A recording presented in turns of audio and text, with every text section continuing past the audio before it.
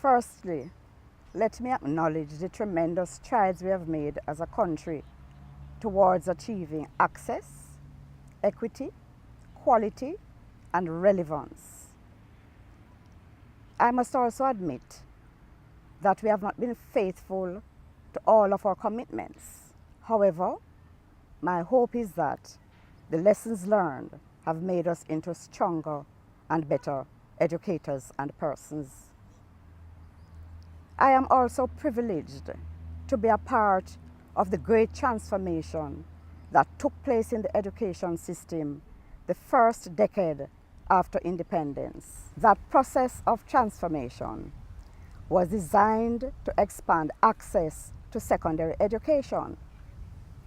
Prior to the program in the 70s, a number of children would exit the all-age school at age 14 plus, such that a part of the Jamaican parlance was that these children out school. When a child out school, that child would be sent to learn a trade, a tailor, a dressmaker, or a barber, or the child would sit idly by doing nothing. But that was really the end of the education, formal education for that child. But something great happened in the 70s. Under a World Bank program, 50 junior secondary schools were constructed. However, these schools fell short because they catered only to children 12 to 14 years old. The situation of children leaving school at 14 plus still existed. And then, with a second World Bank loan, all these 50 schools were expanded to become new secondary schools. New secondary schools provided an answer to the problem. The 30,000 children who would normally leave school at age 14 now had a home. They had a home not only for 1 year, but for 2 years where they pursued grades 10 and 11. Whereas only 10% of children 15 to 16 years old were enrolled in schools during the 1970s. By 1985, 88% of children 15 to 16 years old were enrolled. This, for me, is one of the most significant achievements of the education system. The schools were designed to prepare the children for the world of work, and consequently, the curriculum was biased towards technical, vocational, and pre-vocational subjects.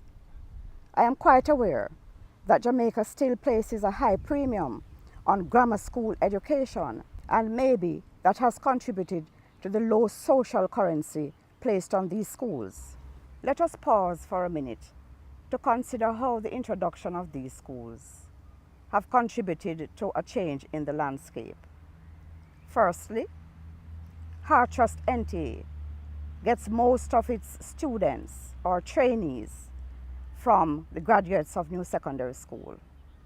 Secondly, when you enter on a site, a housing development site and construction site, almost all the plumbers, electricians, welders, masons are new secondary school graduates.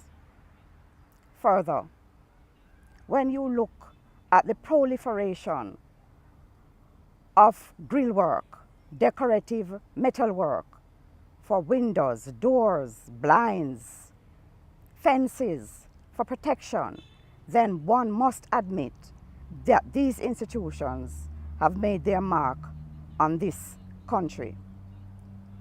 I am very pleased to have heard the news just last week that the entrance to all schools, their performance has been greatly increased. This, of course, will augur well for new secondary schools. The crop of children entering these schools will now have a better chance, not only to pursue vocational and pre-vocational subjects, but also academic subjects. It is my hope also that these schools will one day stand tall, because 50 years may not be enough for one to become a traditional school, but give them time like all other schools, I'm confident that they will excel.